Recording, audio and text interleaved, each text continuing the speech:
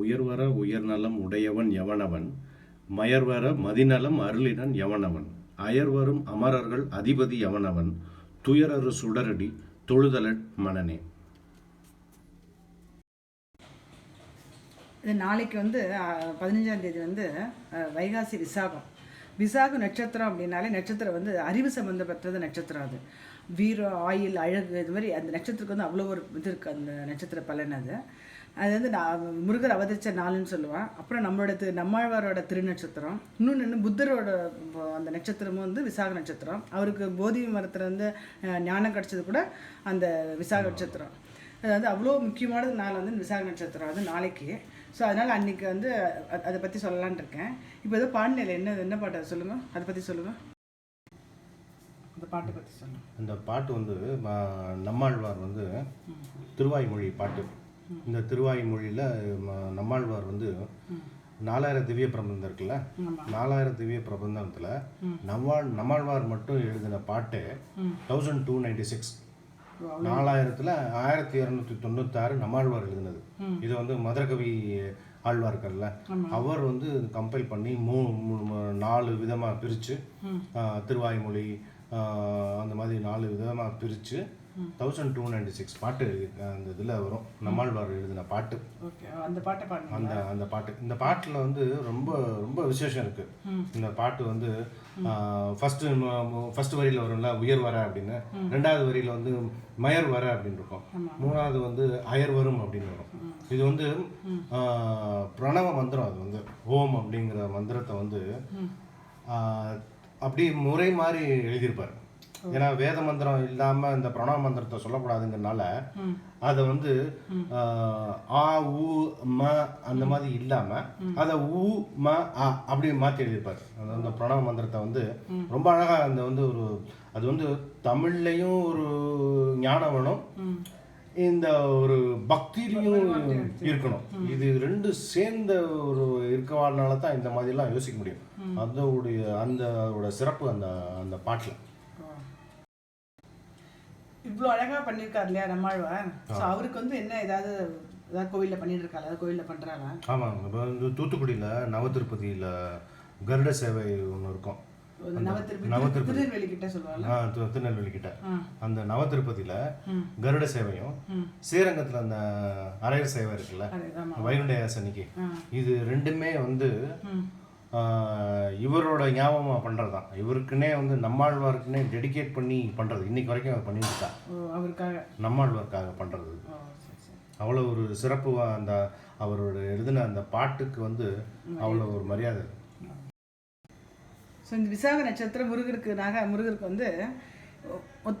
பால், பழம், சக்கரை பொங்கல், அப்பம், அதுமாரி ஒருத்தர் ஒன்று நைவேத்தியம் பண்ணுவான். இப்போ நான் இன்றைக்கி பஞ்சாமிர்தம் பண்ணிவிட்டு நைவேத்தியம் பண்ணேன். அப்படி பஞ்சாமிர்தம் உங்களுக்கு பண்ணி எப்படி பண்ணுறதுன்னு காமிக்கலான்னு காமிச்சிட்டு அந்த பஞ்சாமிர்தம், அந்த பழனி பஞ்சாமிர்தம் பண்ணிவிட்டு அப்படியே முருகருக்கு அம்சம் பண்ணலாம் அப்படின்னு. இது எப்படின்னா, இந்த வாழைப்பழம் பூவும் பழம் நல்லாயிருக்கும். பூம்பழம் கிடைக்கல. ஸோ இப்போ அது பூம்பழம்னால இப்போ ஏலைக்கு பழங்க கிடைக்கிது, அதை வாங்கிட்டு இருக்கேன். இந்த பழத்தை நல்லா இதனால் கட் பண்ணிவிட்டு இந்த நாட்டு சர்க்கரையும் போட்டு மிக்சியில் போட்டு நல்லா ஒரு அடி அடிச்சுட்டு, அப்புறம் இந்த தேன், பேரிச்சம்பழம், அந்த கல்கண்டை போட்டு அப்படியே கலக்கி வைக்கணும். இப்போ இது 2த்தையும் நல்லா உரிச்சுட்டு இதில் மிக்சியில் போட்டு அடிச்சுக்கிறாங்க. இதில் பழம், தேன், பேரிச்சம்பழம், நாட்டு சர்க்கரை, கல்கண்டு. ஆமாம், இதுதான் பஞ்சாமிர்தம். 5 இருக்கிறதுனால பஞ்சாமிர்தம். யூஸ்வலாக அந்த விசாக நட்சத்திரம் விரதம் இருப்பாள். சாப்பிடாம வெறும் பால் பழம் மட்டும் சாப்பிட்டுட்டு விரதம் இருப்பாள் முருகனுக்கு வேண்டிட்டு. முருகன் கருணை கடவுள்னு சொல்லுவாள். அவர்கிட்ட வேண்டினது கண்டிப்பாக நடக்கும் அப்படின்னு. முருகனுக்கு வந்த நாள் செவ்வாய்க்கிழமை. யூஸ்வலாக செவ்வாய்க்கிழமைக்கு என்ன பண்ணுவாங்கன்னா, இந்த வாழைப்பழத்தில் செவ்வாழைன்னு இருக்குது, அந்த வாழைப்பழத்தை கொடுத்து அரளிப்பூவை போட்டு அர்ச்சனை பண்ணுவாள். கோவிலுக்கு போய் சில பேர் பண்ணுறாலும் பண்ணுவாள். நைவேத்தியம் இந்த செவ்வாழை விசேஷம். அதே மாதிரி நாகலிங்கப்பூ, மல்லிகைப்பூவும் முருகருக்கு ரொம்ப விசேஷமான பூக்கள். நம்ம ஆற்றுல நம்ம இருக்க எல்லாரும் சேர்த்து பண்ணுவோம். இது இன்னைக்கு காமிக்கலான் இருக்கு. மிக்சியில் நல்லா நைஸாக அரைச்சுன்னு இருக்குது. இப்போ இந்த பேரிச்சம்பழம் இருக்கு இல்லையா, அதை கொட்டை எடுத்துகிட்டு பொடியாக நறுக்கி வச்சுருக்கேன். அப்புறம் இந்த டைமண்ட் கல்கண்டு, இது தேன். ரொம்ப ஈஸி தான், ரொம்ப கஷ்டம் கிடையாது. அது போட்டு எல்லாத்தையும் சேர்த்து இந்த நாட்டு சக்கரை நல்லா கருப்பாக இருந்ததுன்னா கலர் அந்த கோவிலில் கொடுக்குற அந்த பஞ்சாமிர்தம் அதே மாதிரி கலராகவே இருக்கும். இது பாருங்கள் ஆயிடுத்துல கரெக்டாக இருக்கான்னு பாருங்கள். கரெக்டாக இருக்குது. நம்ம வாங்குற போது கருப்பு நாட்டு சர்க்கரை வாங்கிக்கணும். அது இருந்தால் நம்ம பழனியில் கோவிலில் கிடைக்கிற மாதிரி நல்லா பஞ்சாமிர்தம் அந்த கலருக்கு வரும். அதே போல் போட்டுக்கணும். இது கரெக்ட் அவ்வளோதான் இல்லை? அவ்வளோதான். வந்து இது பஞ்சாமிர்தம் வந்து முருகனுக்கு அபிஷேகம் பண்ணுவா, நெய்வேத்தியமும் பண்ணுவா. நாங்கள் வந்து எங்கள் பசங்கள்லாம் சின்ன குழந்தையா இருக்கிற போது அவள் அப்பா எலக்ட்ரிக்கல் டிபார்ட்மெண்ட்டில் ஒர்க் பண்ணால் அப்போ பழனியில் நாங்கள் 5 வருஷம் இருந்திருக்கோம். அந்த கோவிலில் முருகன் கோவிலில் அர்ச்சகராக இருந்தவர் ஆற்றுலேயே நாங்கள் குடியிருந்ததுனால அந்த மண் கலசத்தில் அபிஷேக பஞ்சாமிர்தம் எங்களுக்கு டெய்லி கொடுப்பாவா.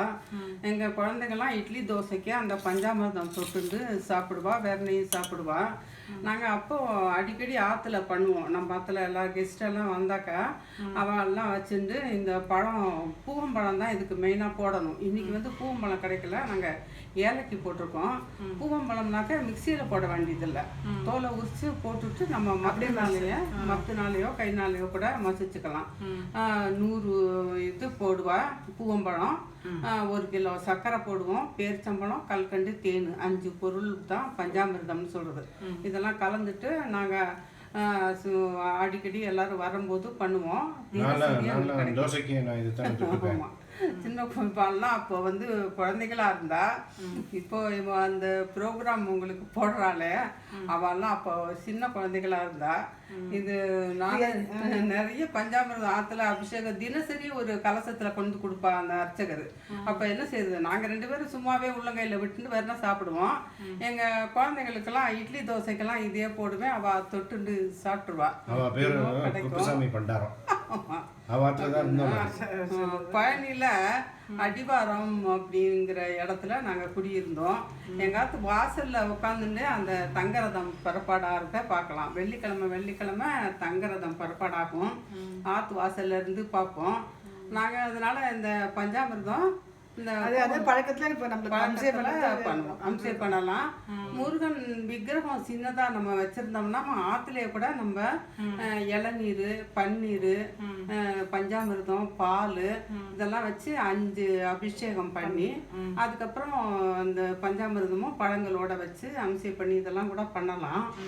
இப்போ பஞ்சாமிர்தம் இது எத்தனை நாளைக்கு நல்லா இருக்கும்?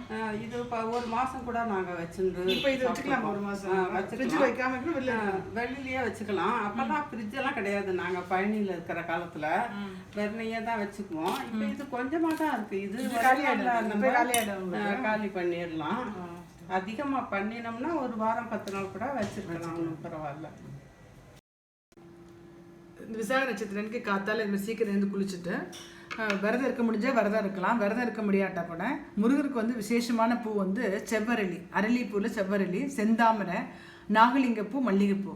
இந்த பூ வந்து முருகனுக்கு அர்ச்சனை பண்ணிவிட்டு உங்களால் முடிஞ்சதை வந்து பிரசாதமாக ஏதாவது சக்கரை பொங்கலோ என்ன முடியுமோ பண்ணி இல்லை பஞ்சாமிர்தமோ எது பண்ணுறதோ பண்ணலாம்.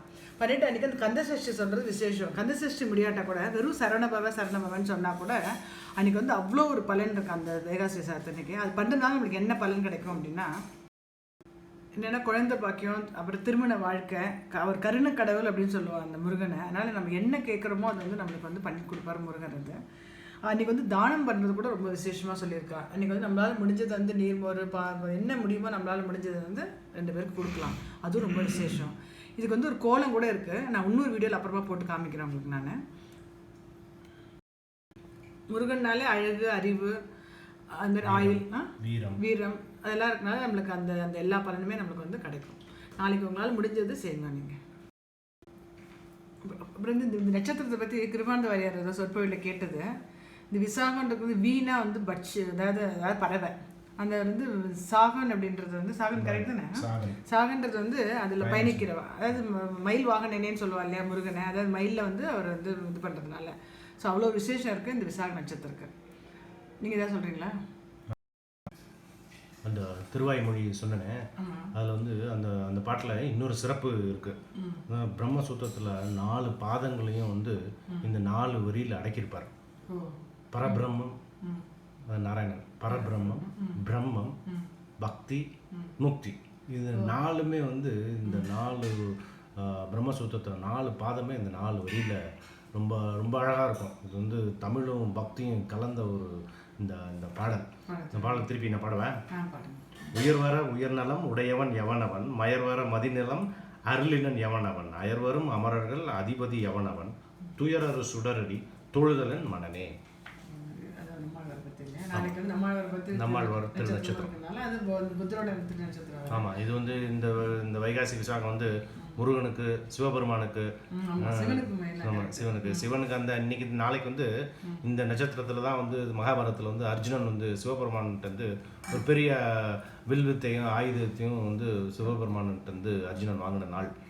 அதனால் இந்த விசாக நட்சத்திரம் வந்து வீரத்துக்கும் அறிவுக்கும் ஆயுளுக்கும், ஏன்னா யமனுக்கும் இதுதான் நாளைக்கு அவதரிச்ச நாள், யம தர்மனுக்கும். ஆமாம், ரொம்ப ரொம்ப ரொம்ப ஒரு விசேஷமான வைஷ்ணவாளுக்கும் சைவவாளுக்கும் எல்லாருக்கும் கண்டிப்பாக பெருமாளை சேவிக்கணும். அது என்ன முடியுதோ பண்ணிட்டு சேவிங்க. இந்த பஞ்சாமிர்தத்தை வந்து எப்பயுமே சஷ்டிக்கோ எப்போ முடியுதோ அவங்களுக்கு வந்து முருகருக்கு பண்ணி காமிச்சா விசேஷம். முடிச்சிடலாம்.